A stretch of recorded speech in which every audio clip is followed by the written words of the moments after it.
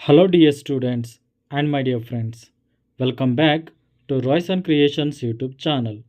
ಆತ್ಮೀಯ ವಿದ್ಯಾರ್ಥಿಗಳೇ, ನಾವು ಈ ವಿಡಿಯೋದಲ್ಲಿ ವಿಲಿಯಂ ಬ್ಲೇಕ್ ಅವರು ಬರೆದಿರುವಂತಹ ಆ ಪಾಯ್ಸನ್ ಟ್ರೀ ಎಂಬ ಪದ್ಯದ ಸಂಪೂರ್ಣ ಸಾರಾಂಶವನ್ನು ಕೇವಲ 11 ವಾಕ್ಯಗಳಲ್ಲಿ ಸಂಪೂರ್ಣವಾಗಿ ಕಲಿಯೋಣ ಬನ್ನಿ. ಅದಕ್ಕೂ ಮೊದಲು ವಿದ್ಯಾರ್ಥಿಗಳೇ, ನೀವು ನಮ್ಮ ಯೂಟ್ಯೂಬ್ ಚಾನಲನ್ನು ಮೊದಲ ಬಾರಿ ನೋಡ್ತಾ ಇದ್ದರೆ ಅದನ್ನು ಸಬ್ಸ್ಕ್ರೈಬ್ ಮಾಡಿ ಅಂತ ಹೇಳುತ್ತಾ ನಾನು ಈ ವಿಡಿಯೋವನ್ನು ಆರಂಭಿಸ್ತಾ ಇದ್ದೇನೆ. The poem A Poison Tree is written by William ಬ್ಲೇಕ್. ಆ ಪಾಯ್ಸನ್ ಟ್ರೀ ಎಂಬ ಪದ್ಯವನ್ನು ಬರೆದಿರುವವರು ವಿಲಿಯಂ ಬ್ಲೇಕ್ ಎಂಬ ಕವಿ.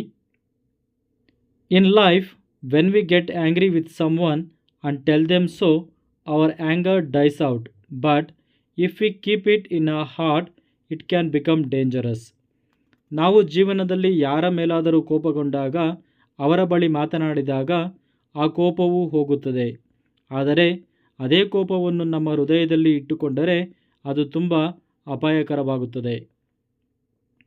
ಇನ್ this poem, the speaker was angry with his friend and he told him so. ಈ ಪದ್ಯದಲ್ಲಿ ಕವಿಯು ತನ್ನ ಸ್ನೇಹಿತನ ಮೇಲೆ ಕೋಪಗೊಳ್ಳುತ್ತಾರೆ ಮತ್ತು ಅದನ್ನು ಅವನಿಗೆ ಹೇಳುತ್ತಾರೆ.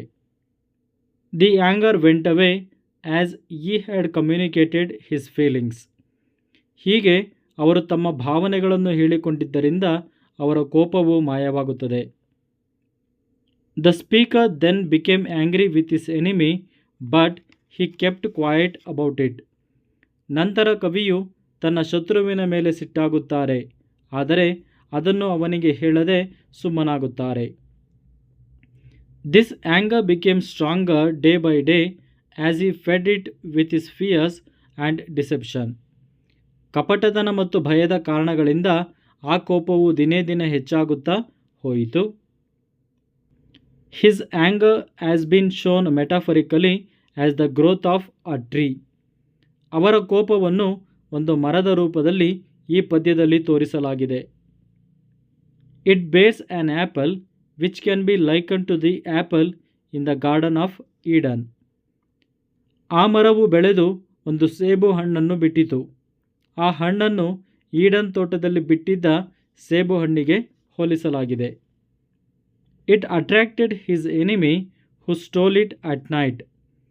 ಆ ಸೇಬಿನ ಹಣ್ಣಿನಿಂದ ಆಕರ್ಷಿತನಾದ ಕವಿಯ ಶತ್ರುವು ರಾತ್ರಿ ಸಮಯದಲ್ಲಿ ಬಂದು ಆ ಹಣ್ಣನ್ನು ಕದಿಯುತ್ತಾನೆ. After eating the apple he felt dead. ಆ ಹಣ್ಣನ್ನು ಕವಿಯ ಶತ್ರುವು ತಿಂದ ನಂತರ ಸಾಯುತ್ತಾನೆ. The speaker was happy at his death. ಅವನು ಸತ್ತದ್ದನ್ನು ನೋಡಿ ಕವಿಗೆ ಸಂತೋಷವಾಗುತ್ತದೆ. Not telling or communicating one's feeling leads to destruction. ಹೀಗೆ ಬೇರೆಯವರೊಂದಿಗೆ ನಮ್ಮ ಭಾವನೆಗಳನ್ನು ಹೇಳಿಕೊಳ್ಳದಿದ್ದರೆ ಅಥವಾ ಸರಿಯಾಗಿ ಸಂವಹನ ಮಾಡದಿದ್ದರೆ ಅದು ವಿನಾಶವನ್ನು ಉಂಟುಮಾಡುತ್ತದೆ ಎಂಬುದನ್ನು ಈ ಪದ್ಯವು ನಮಗೆ ತಿಳಿಸುತ್ತದೆ. ಆತ್ಮೀಯ ವಿದ್ಯಾರ್ಥಿಗಳೇ, ನಾವು ಇದುವರೆಗೂ ಆ ಪಾಯ್ಸನ್ ಟ್ರೀ ಎಂಬ ಪದ್ಯದ ಸಂಪೂರ್ಣ ಸಾರಾಂಶವನ್ನು ಕಲಿತಿದ್ದೇವೆ. ಈ ವಿಡಿಯೋ ನಿಮಗೆ ಇಷ್ಟವಾಗಿದ್ದರೆ ದಯವಿಟ್ಟು ನಮ್ಮ ಯೂಟ್ಯೂಬ್ ಚಾನಲನ್ನು ಸಬ್ಸ್ಕ್ರೈಬ್ ಮಾಡಿ ಅಂತ ಹೇಳುತ್ತಾ ನಾನು ಈ ವಿಡಿಯೋವನ್ನು ಇಲ್ಲಿಗೆ ಎಂಡ್ ಮಾಡ್ತಾ ಇದ್ದೀನಿ. Thank you dear students for watching this video.